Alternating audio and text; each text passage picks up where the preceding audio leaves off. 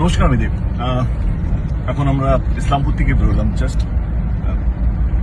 এই কারণে ভিডিওটা বানিয়েছি, ইসলামপুর হচ্ছে আমাদের মালদায়, যারা মালদার বাইরে, মালদা বলছি, নর্থ বেঙ্গলে, যারা নর্থ বেঙ্গল বাইরে তারা ভাবছেন হয়তো ইসলামপুর কথা। আমি এখানে বিধানসভার প্রচারে এসেছিলাম এবং